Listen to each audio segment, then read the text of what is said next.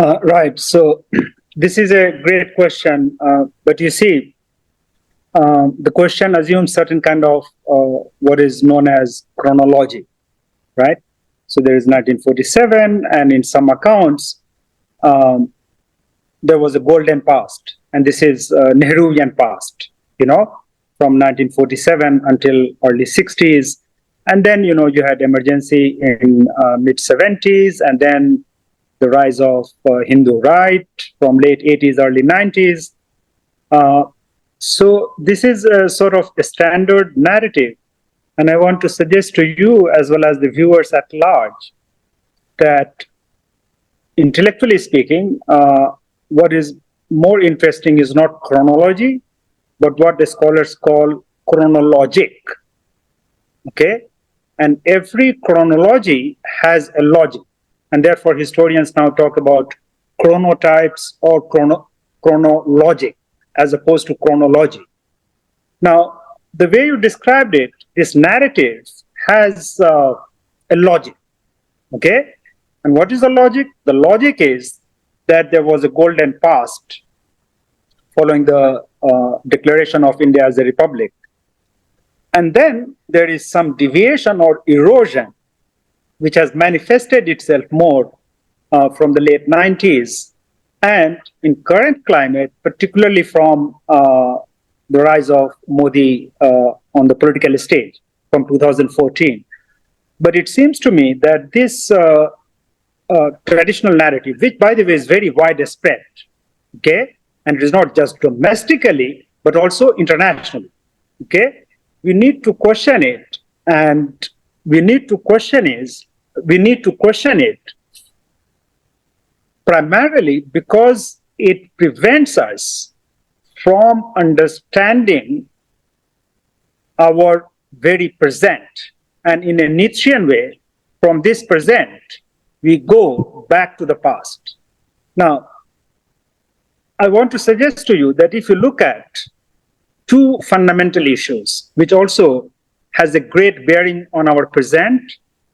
So the traditional idea that India was a secular, democratic republic, which was inclusive, right?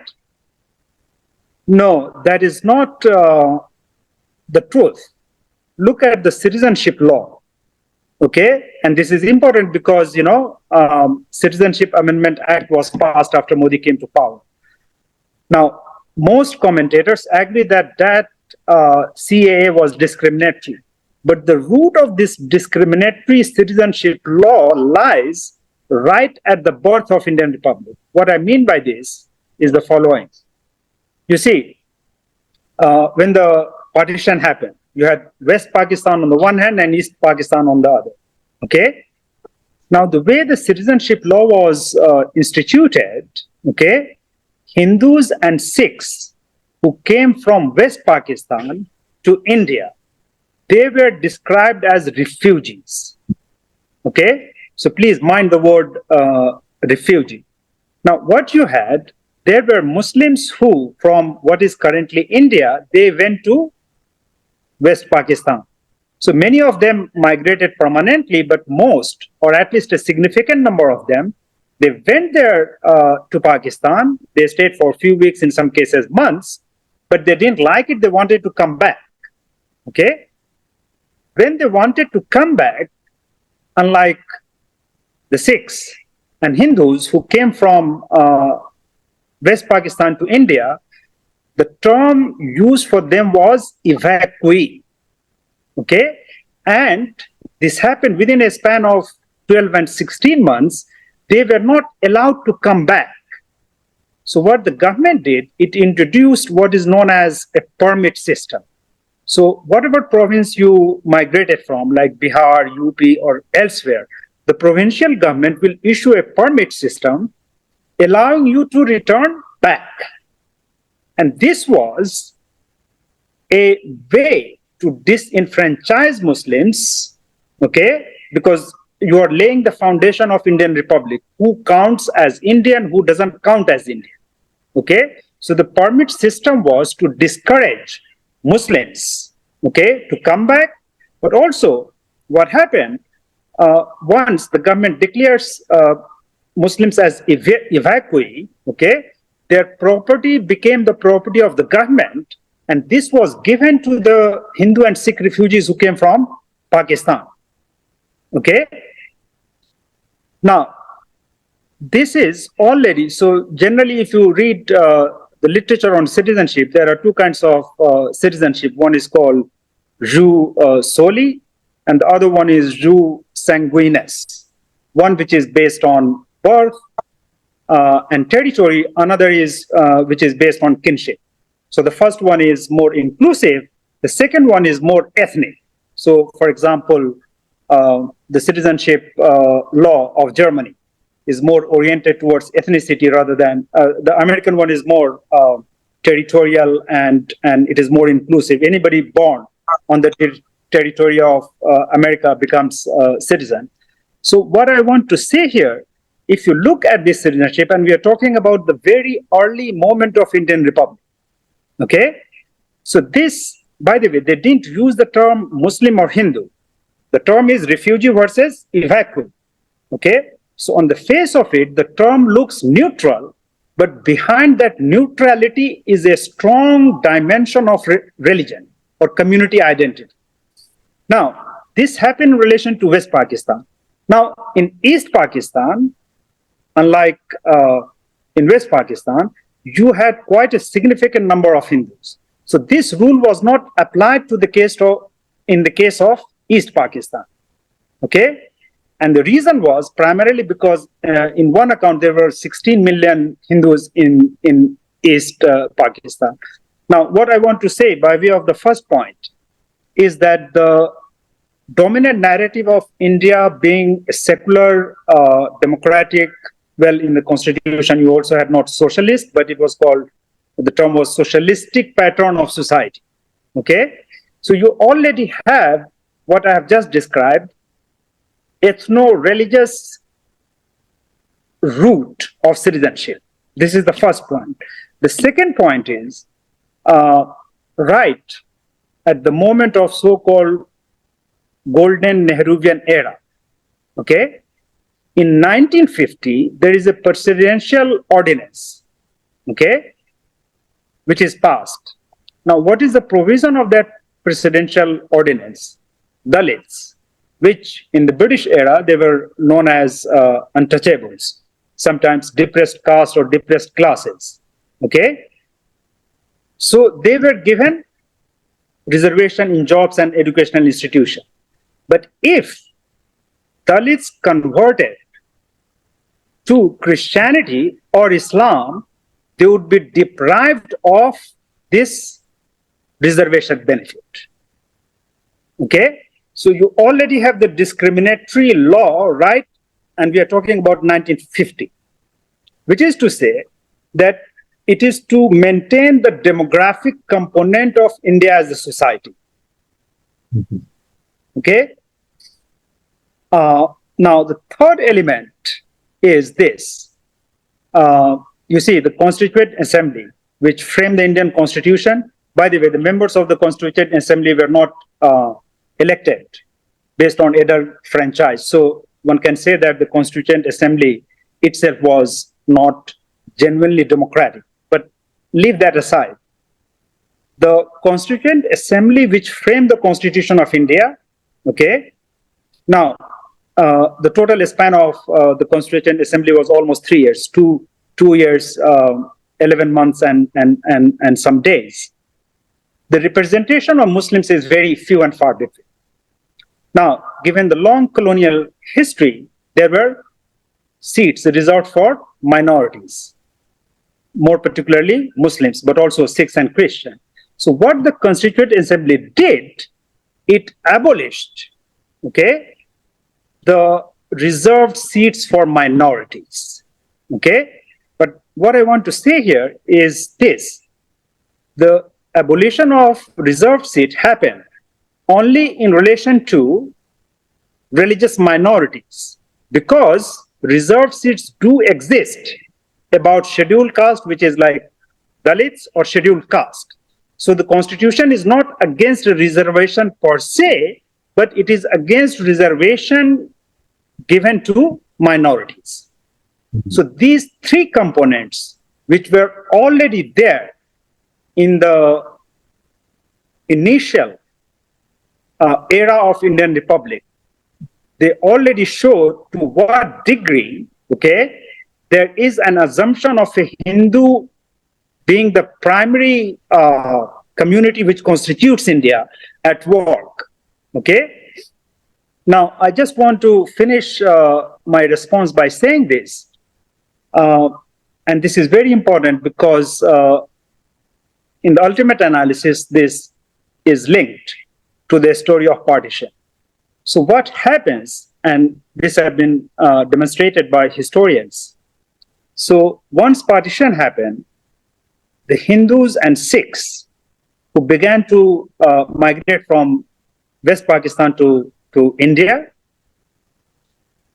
the Indian National Congress and its leader, you know, this Indian National Congress was also there in what is now West Pakistan.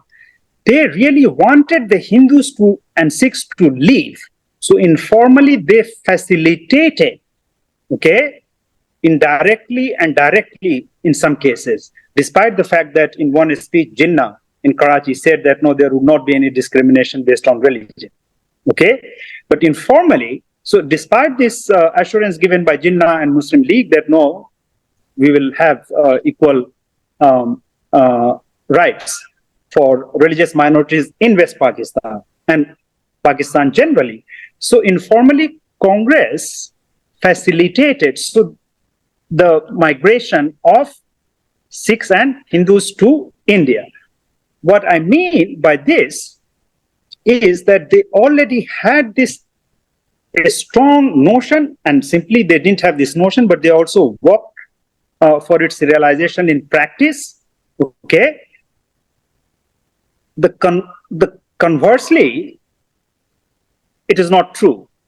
What I mean by this, after one will have to check probably in 1950 or 51, Pakistan already has, and this is in a major Urdu newspaper, it says that when Muslims from India, they were coming to Pakistan, there is a headline saying that Pakistan is full, which is to say that Muslims are no longer welcome here, okay? Now, from the Pakistani side, it is not that every Muslim is entitled to come, but from the Indian side, of course, every Hindu is entitled to come. And by the way, they were given automatic citizenship. Now, what the Citizenship Amendment Act does, you know, which was implemented after Modi came to power, it is aiming to finish that project, that India is for Hindus, no matter what your residence or which territory you inhabited, okay? And that is finally to say, so a lot of people explain partition in terms of different theories. My own theory is that partition was enacted to get Muslims rid of the Indian political scene. And this is what you are witnessing, because it consolidates the idea of, it consolidates the idea and practice of India being an exclusive nation state for Hindus. There may be some Muslims, you know, but they will not be a dignified, equal component of the Indian Republic. Okay, thank you for that. So if I can summarize, then I think you raised some really excellent points.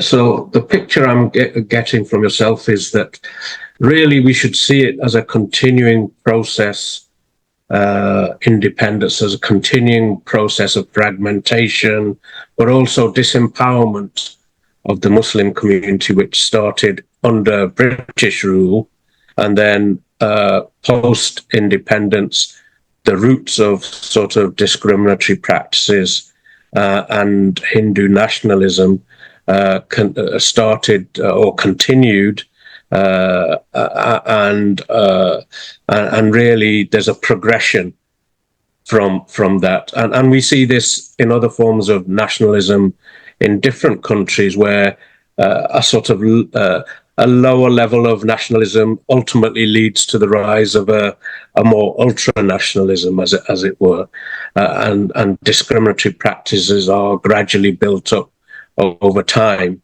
and get more severe and strict. Would that be an accurate summary of what you're saying, more or less, I think? True. Another way to put it is in more academic terms, that there are people who see different phases of history in terms of sharp rupture. Okay? So my point is, it may not be a very useful and rich way of looking at history. It is more in terms of continuity. Okay? In any case, any claim of sharp rupture is, in my view, not very convincing because nothing happens out of blue. There is always something, okay? And you are right. Therefore, we should not be seeing it in terms of a sharp rupture. But I mean, of course, there are shifts. But rupture is something like, making a total break from the past and inaugurating something which is entirely new. That is what I don't see here. There is continuity. Thank you. Okay. Professor Irfan, despite its rising GDP, India remains a highly unequal society. According to Oxfam figures, relatively recent figures, 1% hold 40.5% of all wealth, while the bottom 50% hold a mere 3% of wealth. And among religious groups, Muslims have the lowest monthly per capita expenditure and the lowest, I think these are averages, and the lowest household assets. As a deeply marginalized group in India, notwithstanding some caste differences amongst Indian Muslims, what can be done to address the poverty, discrimination, and lack of job opportunities that India's Muslims face? I think it's important for us to consider economic dimensions of their marginalization, and that's why we wanted to ask you about this. Sure. So you see, as a sociologist, anthropologist, but somebody who is also deeply concerned about philosophy, so it is not that I'm dismissing economics as a discipline, but there is one fundamental thing. Probably both Yahya and Jahangir, you might be, I suspect, interested in cricket, or you have some knowledge about cricket. So it is possible in cricket to say that, let me mention the name of this guy who is my namesake, an Indian player called Irfan Pathan. Okay, so if he hits a 6, okay, then you can say Irfan Pathan moves from 45 to 51. So his half century is completed, and then you can say that India also moved with that scoring. So you see my point? The individual score increases, and then you can also say that the score of the Indian cricket team has increased, right? I think when it comes to per capita income, we cannot say that, okay?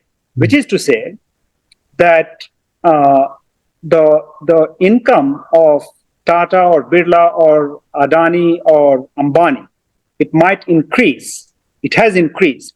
But we cannot say that with the increase of wealth of Ambani or Adani, the wealth of India or Indian people in general has increased. Okay? So I respect that per capita kind of thing, but from a more humane dimension of economy, I think we cannot make the same jump. I hope my example makes it clear. So this is one point about the general way the indices are used to measure economy. Okay. Now, having said this, you are right about this. You see, if you look at the data, and the data which I rely on because it was it is based on such a committee. And you had many economists who were part of this committee. So if you look at the indices, the Muslims formed in Indian Administrative Service, only 3%. Okay, in higher education, their ratio is even lower than the ratio of what is called Dalits or scheduled caste, or the Adivasis. Okay.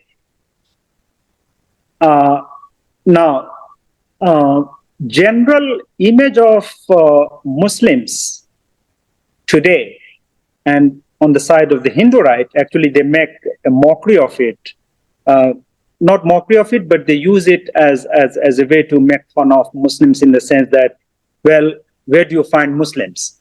These are people who are known as puncture wala. You know what is puncture? Like if you have a bicycle or motorbike, you know, and if the tube of the wheel gets punctured, then you take it to a mechanic who fixes it, right? So in most cases, the guy who will be fixing it is Muslim. Okay. Now in the police service, the representation of Muslim is absolutely low. What is more important, in a country like India, we have to also make a distinction between two kinds of economies. One is called formal economy and the informal economy. In the formal economy, you may have contract, okay, clear rules and so on. But in informal economy, you do not have the contracts signed, and then somebody begins to do a job. So most of these Muslims also work in informal economy. Okay. Now, what is interesting is this, that the Sachar Committee report, which evidentially highlighted the marginalization of Muslims in nearly every domain of life, okay, whether it is economy. Likewise, you could also see, for example, the availability of infrastructure in Muslim areas, or those pockets of even rural areas or urban areas where you have facilities like metal road, electricity, schools, hospitals. Okay, so compared to the so-called general areas, the availability of these facilities is far too low in Muslim areas, right? Now, what happened in the wake of the Sachar Committee report, at that time, Manmohan Singh, he initiated, or you might say Congress as a party, it initiated some scheme to address this extreme deprivation of Muslims in the Indian economy. So there was something called Minority Affairs Ministry, okay? And what the Congress did was to encourage the representation of Muslims in higher education.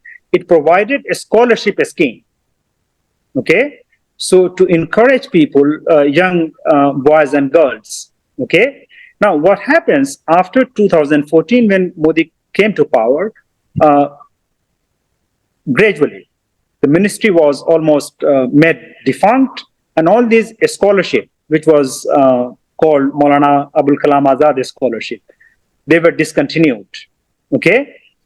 Now, in today's time, which is like 2024, okay, after Congress lost to BJP in 2014, Congress has an internal assessment committee to look into the causes of its own defeat. And one of the reasons the committee identified was that Congress was seen as enacting Muslim appeasement, which is actually, it is not a scientific term, Muslim appeasement. It is a prejudiced term that Muslims are being appeased, which is ridiculous, but this is how, Modi and others, they freely use this term. In Hindi, the term used is tushtikaran, appeasement. Okay? So what is ironical that the Congress itself began to speak the language of Hindutva or the Hindu right. Okay? And it has never talked about launching schemes, okay, to address this demonstrated inequality with which Muslims are suffering, whether it is in the realm of economy, education, jobs, and so on. Okay? If you look at the recent election, okay, Rahul Gandhi, who is the main leader of this alliance called India Alliance, in almost every speech by Rahul Gandhi, you hear that he makes it, he ensures that he mentions different social communities like Dalits, Adivasis, but not even by mistake he mentions the word Muslims. Okay? After all, these are also people who are citizens of India. And if there are strong evidences, as they do exist, about their economic deprivation, the Indian government must launch some schemes to address them. But the Congress itself is not doing anything. However, the same Rahul Gandhi, who is now claimed to be representing the so-called secular alliance against Hindu right, so never mentioned Muslim as a category in terms of addressing their demonstrated socio-economic deprivation. But the same Rahul Gandhi, and I have been to, by the way, in 2013 and 14, there were anti-Muslim pogrom in UP, in Muzaffarnagar. Okay, Muslims were driven out of their homes. Their properties were destroyed. At that time, Rahul Gandhi said, and this you can find in many newspapers, that Muslims in these refugee camp, they are getting drawn to terrorism. Okay? So you never talk about Muslims as a socio-economic deprived community, but he has no hesitation in talking about Muslims being drawn to terrorism in the refugee camp. So please note this, you know. Now, anybody who talks about a difference between Congress and BJP can clearly see that this description of Muslims who were rendered as refugee helpless, I have seen those camps with my own bare eyes. And if Rahul Gandhi begins to speak that language, okay, then you can see how thin is the difference between the Congress and BJP. My final point on this is the following. You see, Allama Karl Marx, in Capital, he talks about, he uses the phrase called reserve army of labor. Okay? Now, you can find operation of this reserve army of labor in India. And by the way, they do not simply include Muslims, by the way. Of course, there are poor people among Hindus, in a significant number would be from Dalit and so on and so forth. So there is a general component which might be described as cross-sectional, okay? So poor people, and that, going back to your previous question, the declaration of India as a fifth largest economy doesn't necessarily mean that the condition of those at the bottom of society is really nice or excellent. No, actually in many ways, it continues to be pitiable and horrible. The only thing is that the current regime has a grip on the media, and therefore those pitiable condition is never made visible in the media. Okay? So when you have foreign dignitaries, especially the Western power leaders, when they visit India, Indian government hides those poor shanty towns, you know, by putting certain kind of curtains. Okay? Now, what I mean is this: despite this rhetoric of India being fifth largest economy, in Marxist terms, you do have a reserve army of labor, okay, which means unemployed or those who are employed, okay. They serve as a reserve army of labor for this lumpen capitalist development, and a significant section of that reserve army of labor would constitute Muslims. Okay, so this is something which must be noted, and of course, since from a Marxist framework, this is a question of political economy. So whatever inequality exists is not divine, it is human, right? And since it is humanly created, we can also solve it, right? It can be addressed. But I do not see a genuine political will to actually address this. There may be some statements and rhetorics, but what you say is a true condition, which is very horrific in terms of economic inequality.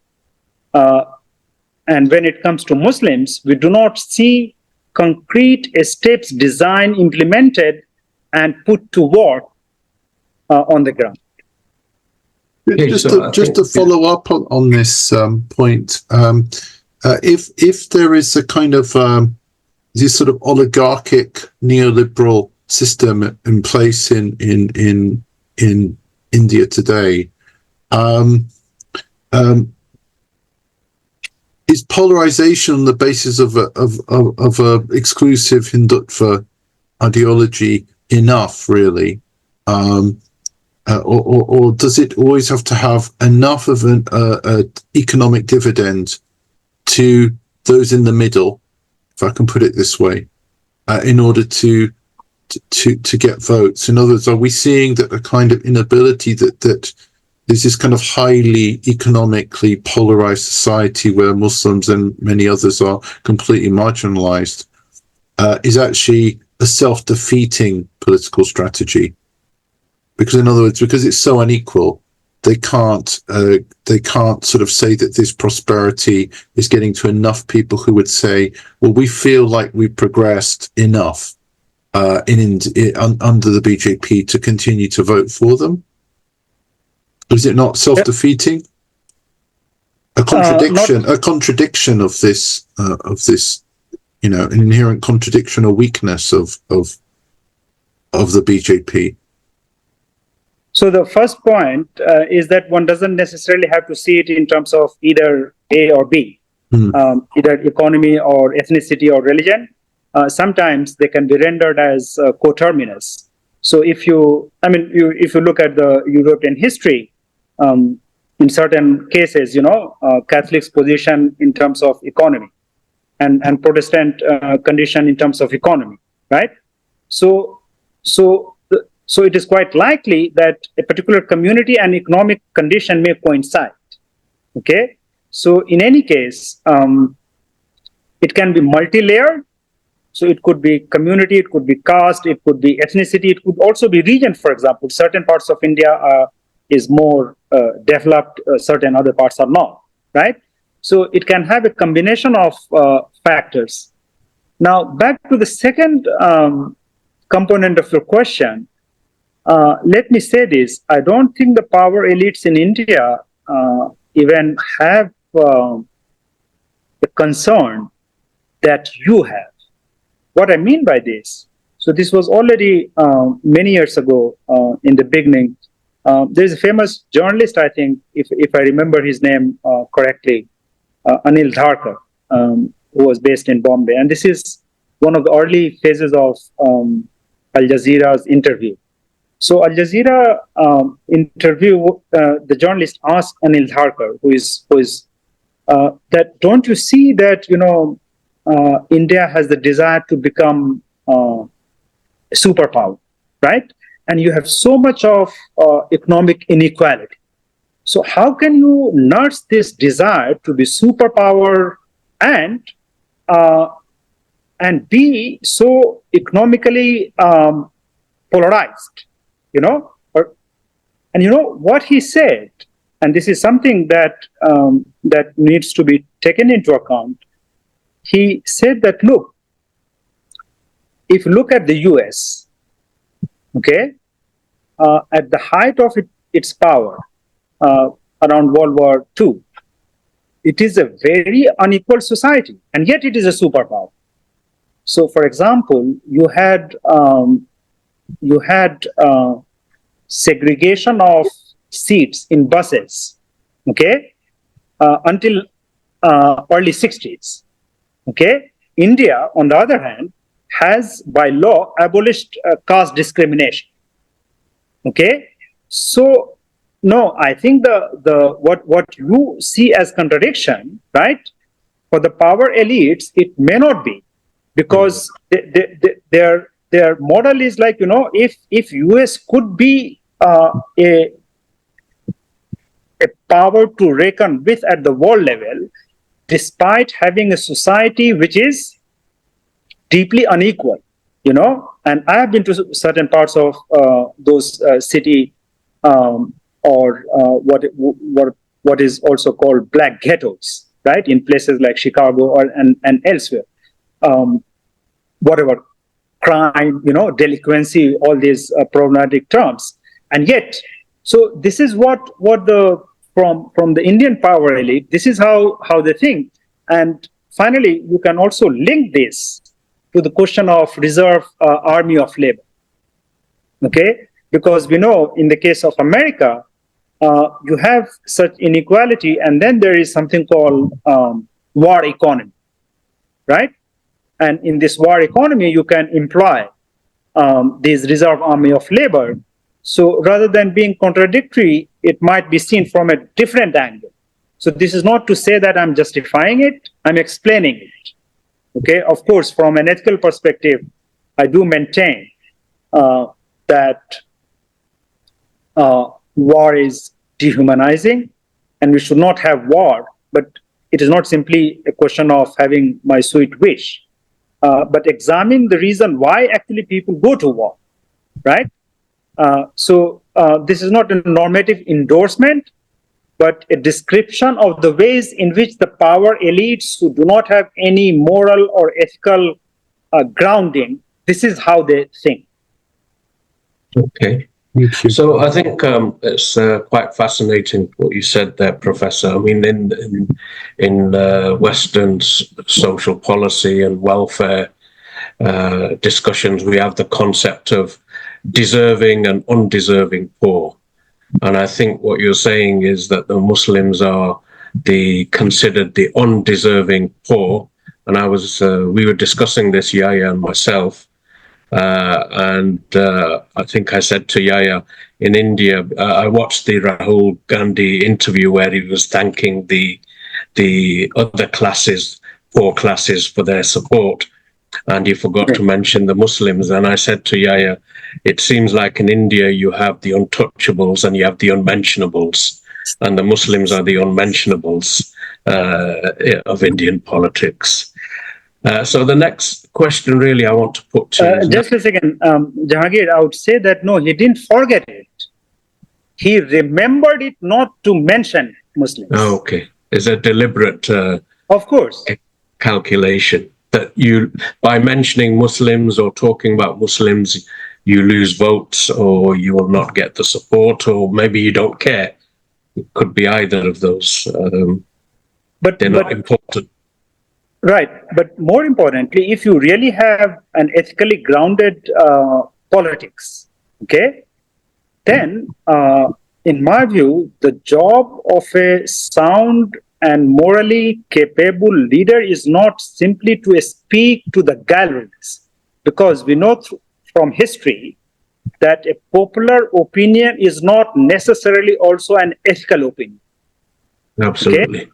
So the job of a leader is also to change the opinion, and that you can do in the first place only when you have an ethically grounded vision. which I don't think Mr. Rahul Gandhi has, because he also plays to the gallery in a very different way. So you might have heard recently that Congress and other parties, they were also talking about, oh, BJP will change the constitution, right? But what do they mean by changing the constitution? And this is very important, because Rahul Gandhi or even the opposition never even mentions that BJP's plan is to actually also constitutionally change the character of India in terms of, I mean, they have already been saying it for a long time that will make it a Hindu state, which, by the way, in practice it is. Okay.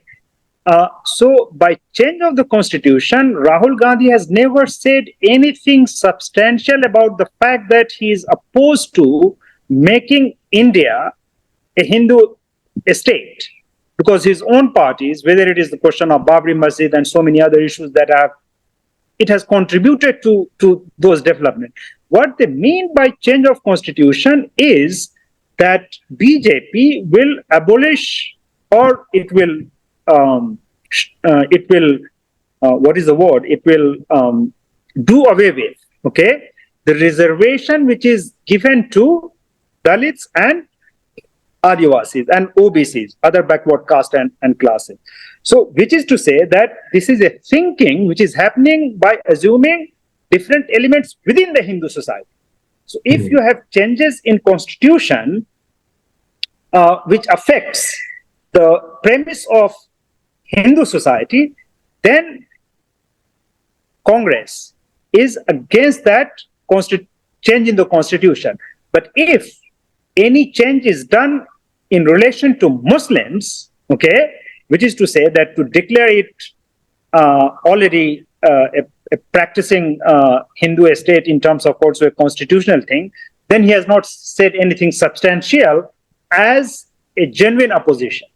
This is, I hope I'm able to make my point clear. No, absolutely. I think that's very clear. And it leads me on to the next question, really, because if what you're saying is occurring, then we know the BJP from 2014 and 19, it was in power. There were a lot of laws that they introduced, anti-Muslim legislation. We had the lynchings. There was a general direction.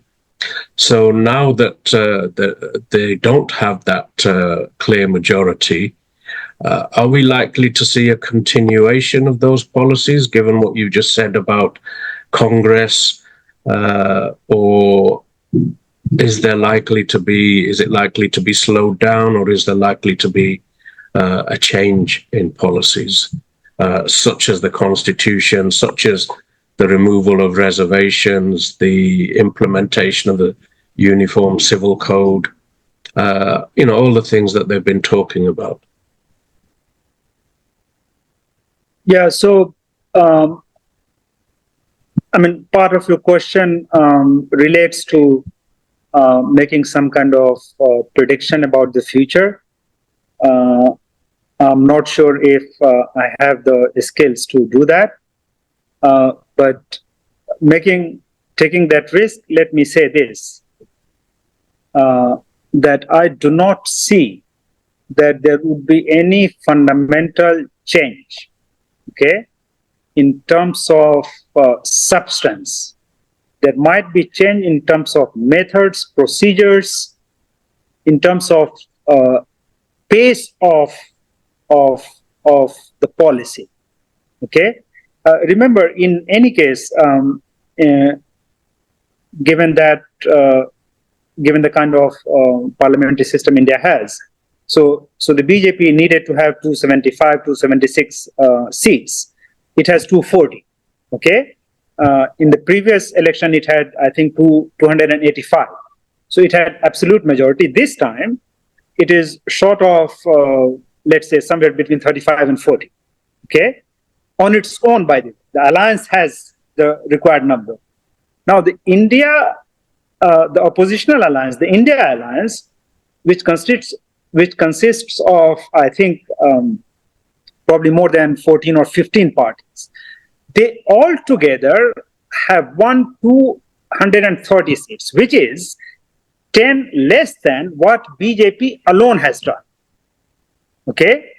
So anyway, my point is, if your question is based on the assumption that BJP did not manage to achieve the kind of absolute majority which it did in the previous election, and therefore, there might be some changes in how it is going to perform in terms of certain policies, right?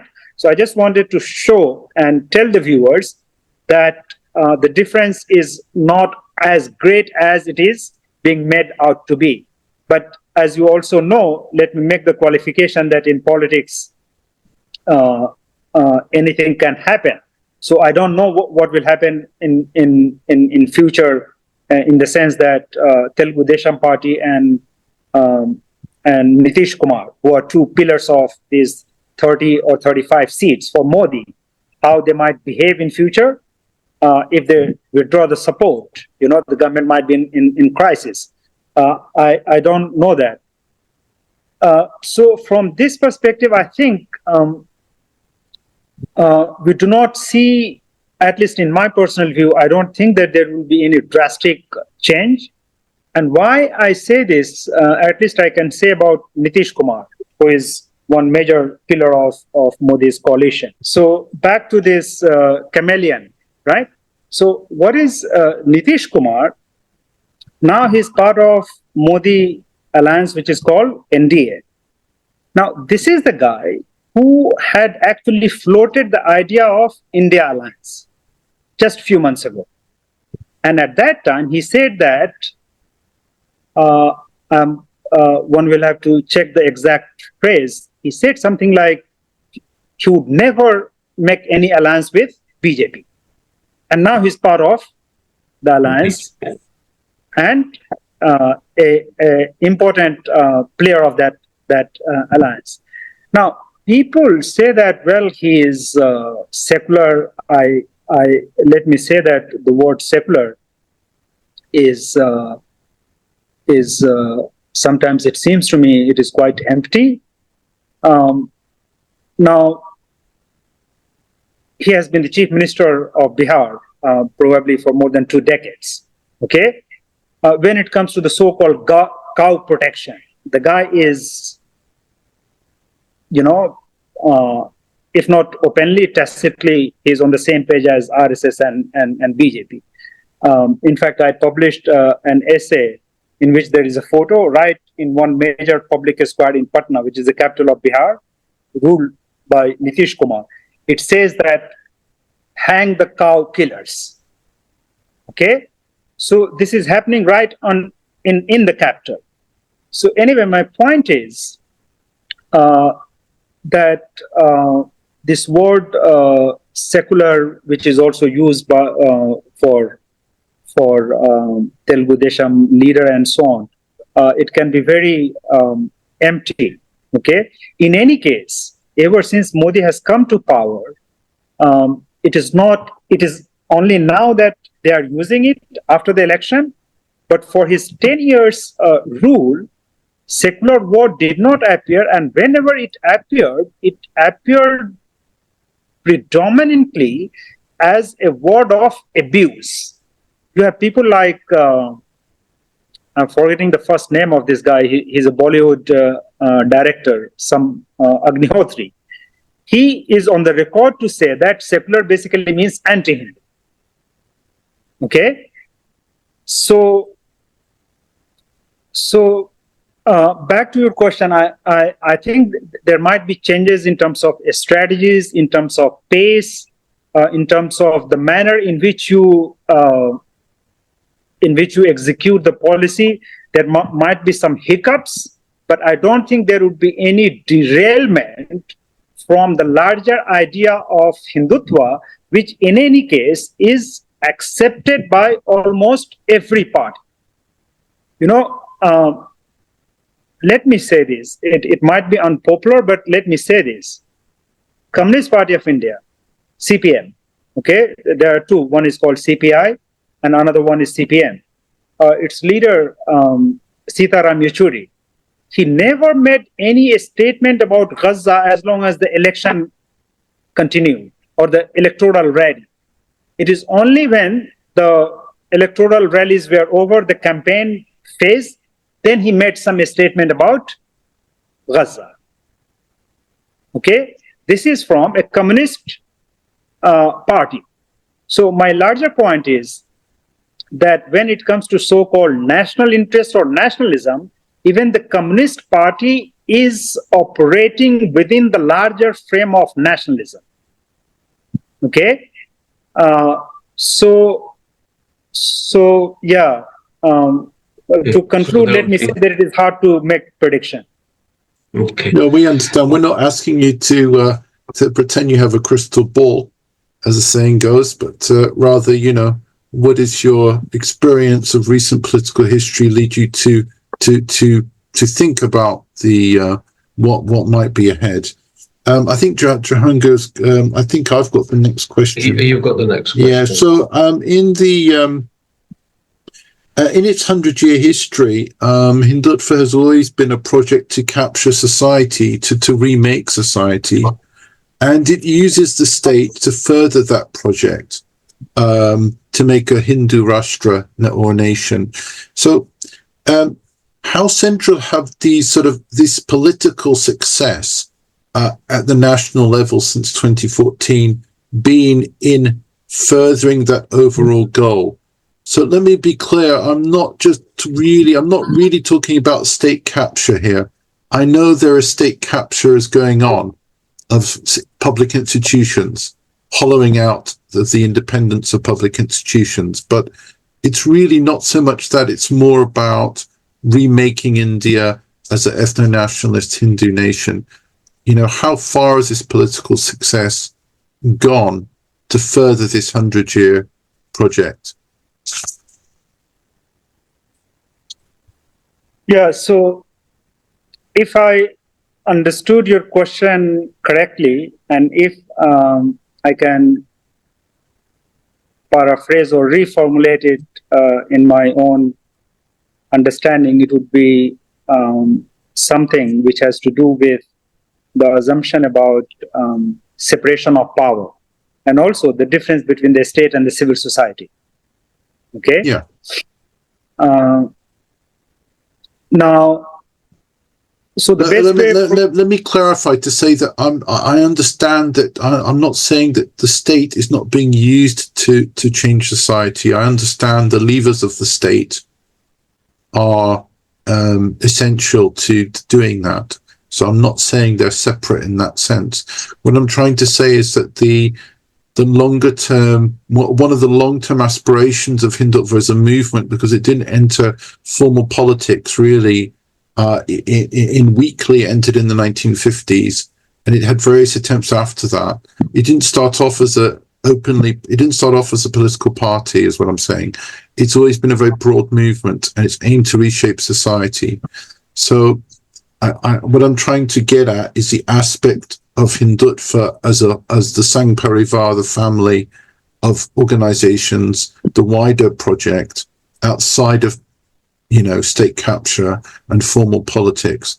How has that progressed with it being in power since 2014? Do you see what I mean? This wider project of remaking society, or has it worked against it? This is what I'm trying to get at. Does that make sense? Right. Yeah. But I would suggest that you see, one way to understand politics is in terms of party politics, right? So my point is not that understanding politics in terms of party politics like RSS, BJP, Jan Sangh on the one hand, and then the National Secular Alliance, Congress, and so on. It has its own value, but another way of doing of understanding politics is to see it in terms of what I would say the grammar of politics, rather than sentences that different political parties might be speaking. They may be speaking different sentences, but there is a grammar which structures the sentence of different political parties, whether it is BJP, in UP you have something called Socialist Party, Samajwadi Party. By the way, there is nothing socialist about it. Okay, but Engels made a remark saying that names of the political parties are not entirely correct always. So it is just like Chinese Communist Party saying what is it? Capitalism with Chinese characteristic or socialism with Chinese characteristics, right?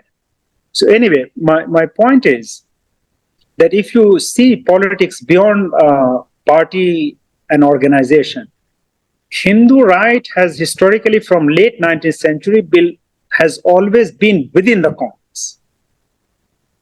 Okay? And this is not something anybody who is familiar with history in a genuine way will recognize it. So you already have Hindutva-oriented elements within the Congress. You also had some quasi-socialist and quasi-communist too, Now, what is important is that, of course, in the last 3 decades, okay, you have seen that what is visibly known as Hindu right, okay, it has become stronger and stronger on its own, okay, and that is significant. But if you keep this historical thing in mind, which is to say that Hindu right has always been part of Indian National Congress, which is the main political organization, okay? But also see it from the perspective of Hindu right itself. Manu Bhagavan, who is the current, Sar Sangchalak of RSS. And by the way, in RSS, the chief leader is there for whole life. Okay? So he said that, look, RSS creates cadres, okay, not simply for BJP. He is on record to say that you will find our cadres and workers who operate within the Congress, who operate within BSP, who operate also within the so-called Socialist Party. Okay? So it is a supra-political party movement or initiative. Okay? Now, what, in response to the beautiful question that Yahya has posed, I would suggest to you that that the lines, or if you want to use the word boundaries, separating different spheres like politics, economy, judiciary, media, and so on. Of course, the BJP has been successful to ideologically shape these different domains its own image. Even the Supreme Court, okay, and I have no hesitation in saying that in many important ways, more importantly on the question of Babri Masjid, it is very clear that it is working as a spokesperson, directly or indirectly, of the majoritarian idea of the Hindu nation state, rather than really pursuing the question of justice, which is what the Supreme Court ought to be concerned about. Okay? So I think in the last 20 or 30 years, BJP has been successful to influence judiciary, media, name any domain, film. Okay? And having said this, what is important is that even it has been successful to determine how the opposition also behaves, thinks, and acts, because it has set the parameter, okay, within which even opposition is forced to respond not on their own terms, but the terms which the Hindu right has set. And in that sense, it is not unfair to say that it has succeeded. Okay? As an anthropologist, let me give you this one little example which might be interesting for viewers. Many years ago, I think this is a story from mid-90s in Bombay, okay? What is called Mumbai. So there is a famous sweet shop. The name of that mithai shop, okay, it was called Karachi Sweet Shop. Okay, in Old Delhi, there is a sweet which is called Karachi Halwa by the way. In Karachi, you have something called Bihari Kebab. Okay, so the Shiv Sena activists went to that Karachi sweet shop in Bombay, and they ransacked, saying that how can you have a name, Karachi, in Bombay? It is anti-national. It is not in line with the nationalist things. By the way, the Karachi shop is not owned by Muslims. The owner is Hindu. Okay? But when the Shiv Sena activists, they ransacked and made a protest, so the owner went to the police station and said that, look, they have ransacked and probably they had also damaged certain portion of the shop. And this protester also said that you have to change the name immediately, and the name has to be Indian name. So when the protesters went to, they did it, the owner went to the police station, and you know what the police told the owner? Police, rather than registering the FIR, which is first information report, the police told the owner that, these protesters are right. Why don't you change the name? So you see, the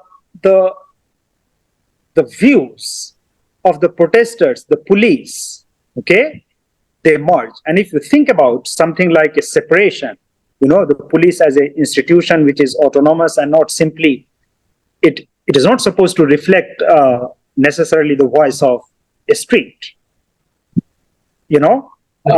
When supposed to be independent. Sorry?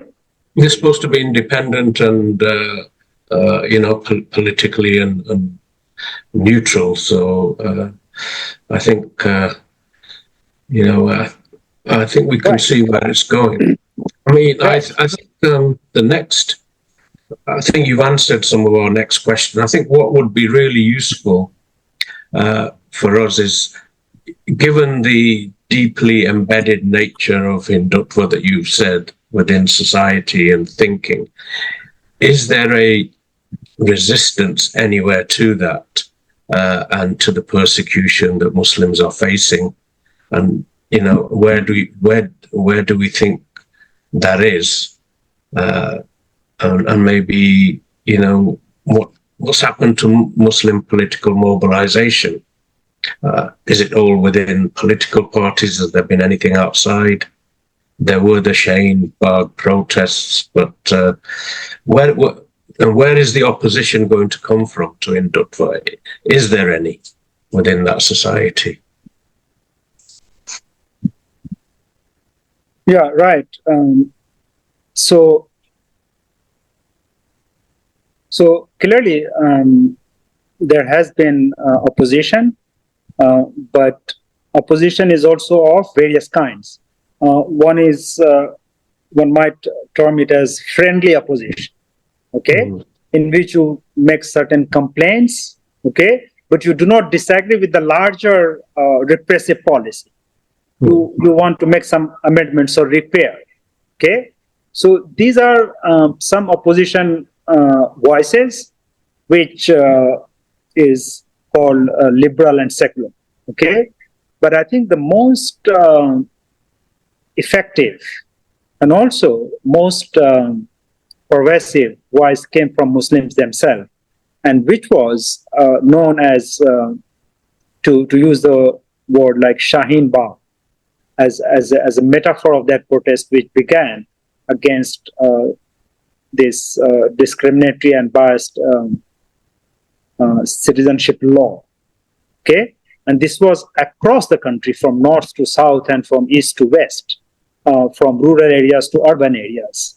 And this was a major turning point, one might say, in the history of Indian social movements, more particularly because it was not simply men. Actually, women were at the center of this movement. Okay. Now, as you know, the movement was ruthlessly suppressed, and suppressed in the name of what? That it has connection with Pakistan. The protesters have sympathy for terrorism, all kind of dubious claims. Okay. And the key leaders of this movement, they were put behind the bars. Sharjeel Imam is in Tihar jail, which is one of the worst jail. And the charges against him is that he has indulged in anti-India activities. So is Umar Khalid. Safura Zargar, she was also put in jail. A lot of activists, you know.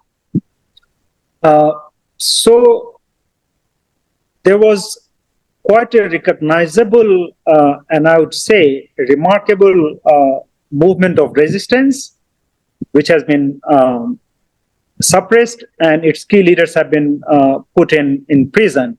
Now we have to see if people who are talking about the fact that, okay, this 2024 election has made some changes.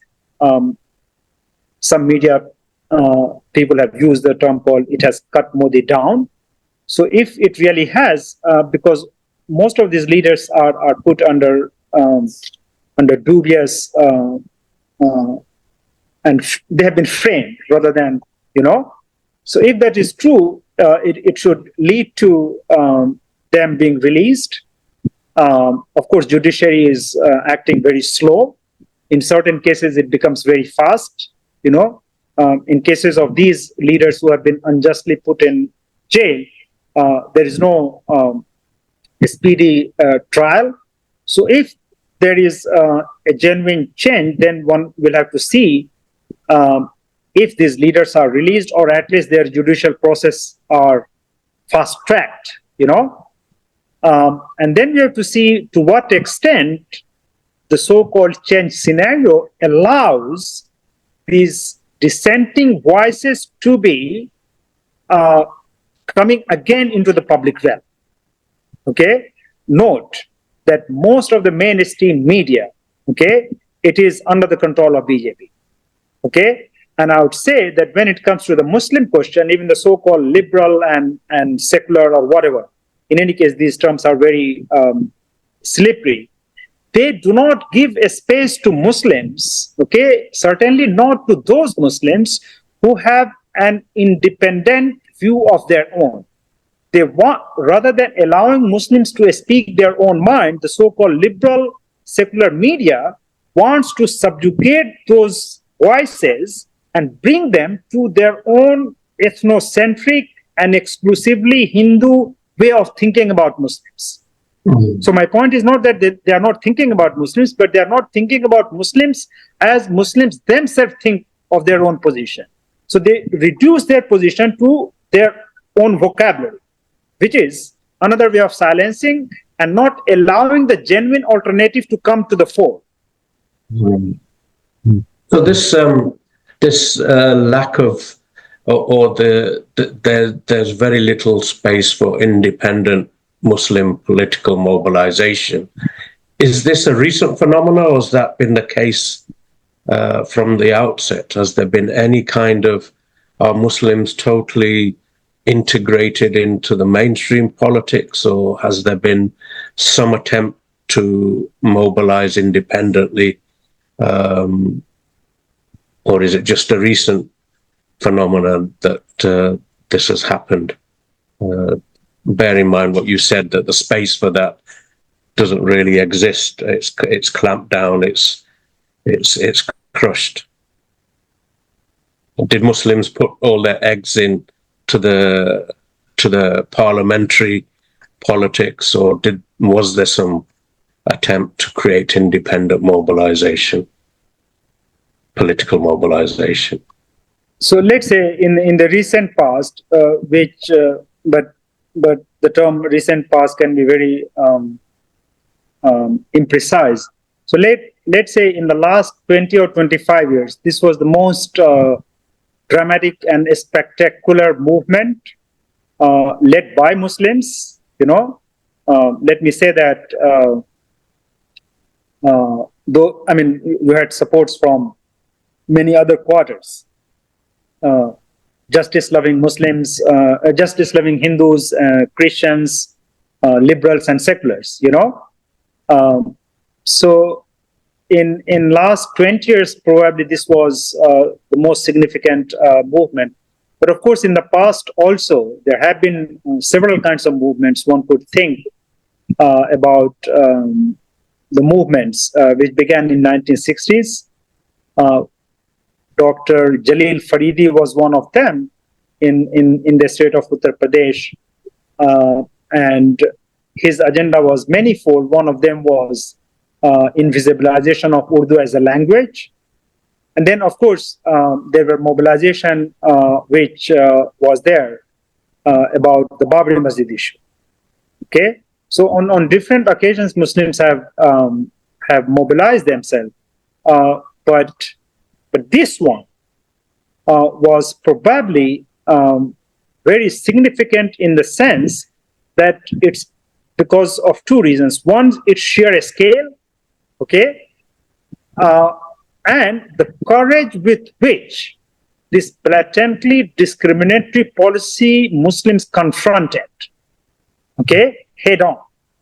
You had also emergence of leaders spontaneously, but more importantly, it was significant and different from the past because this was also led, unlike the previous movements, it was primarily led by Muslims, Muslim women.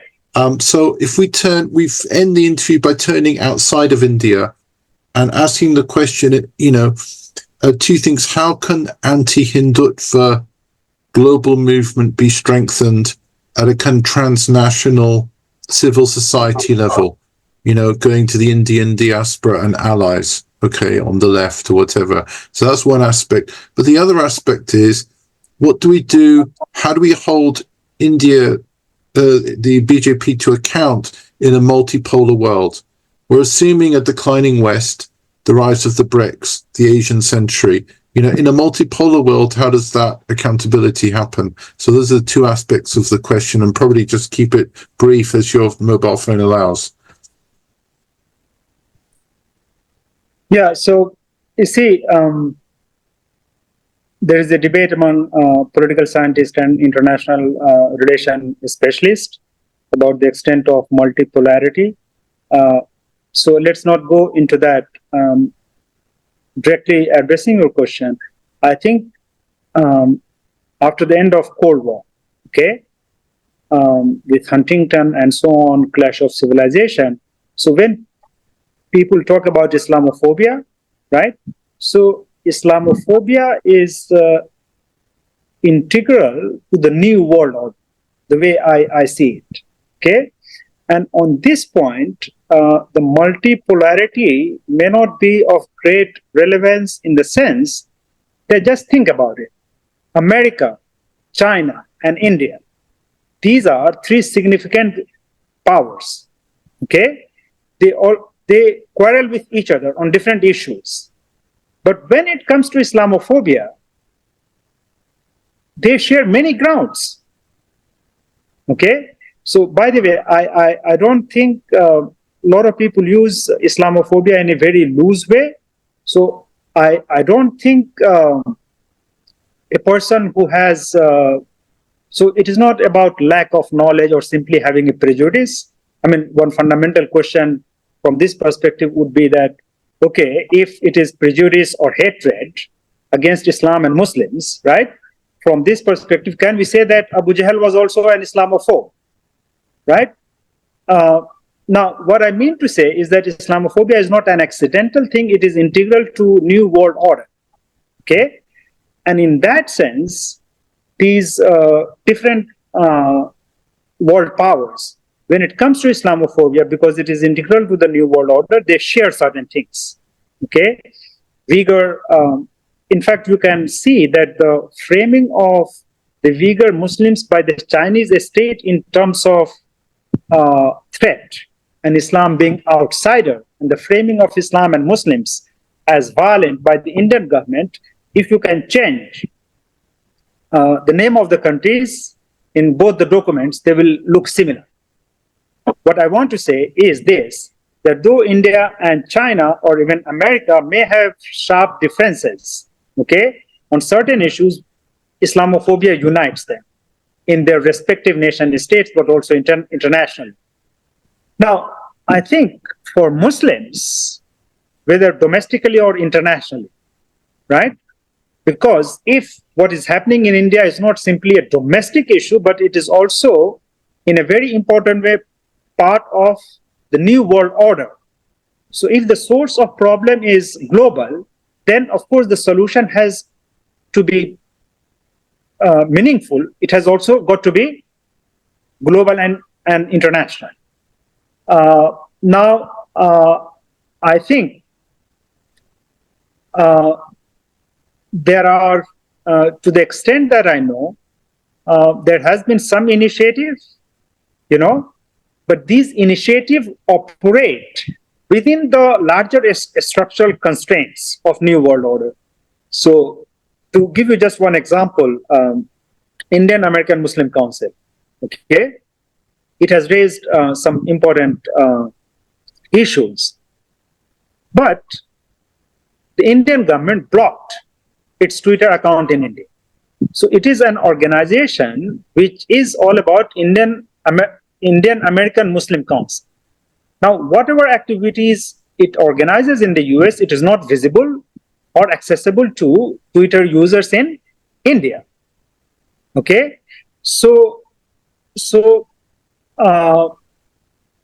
there has been initiative, but these initiatives are constrained simply because of the very new world order structure. So if, what is the name of the Twitter guy? Elon Musk, right? Right? Of course, on Twitter you will find so many hate-filled tweets and videos. To the extent that I know Indian American Muslim Council, it is quite a reasonable platform. It uses constitutional ways of expressing demands and so on. So my point is, since it is, as you rightly pointed out, it is also global. There has to be a response which is also global, but I do not see many voices coming together. In America, in Canada and America, there is something called Aligarh Old Boys Association. Okay. Now, their role is, to me, to say the least, very disappointing. They have not enacted any kind of mass sustained political campaigns for the rights of Indian Muslims. The two key events which organizes every year is like Mushaira, the Urdu poetic recitation, and on 17th of October they organize what is called Sir Sayyid dinner. Okay, in the Indian Muslim community, Aligarh Old Boys Association, it is like, whatever, it has produced professionals who are based in Australia, in America and Canada. So my point is that such associations, in the diaspora, in Western diaspora, the situation better in the UK, okay? They could play a far more important role. It is quite likely that I'm not aware of all the associations, but I see that there is a need for more coordination, and not simply among Muslim organizations, because it is a fight for justice, truth, freedom, and emancipation. So people should, from other faiths, other traditions, other cultures, even atheists, right? They can also come together to the extent that, they support this justifiable cause. And for that, I think there needs to be a global initiative. Thank you very much, Professor Irfan. It's been a very wide-ranging interview. We've covered a lot of ground conceptually and historically and politically, philosophically, economically, and so on. And you've given us a great deal of food for thought, and we're very grateful, really, for you giving over your time to talk to us and to enlighten us on the very many different dimensions of this phenomenon.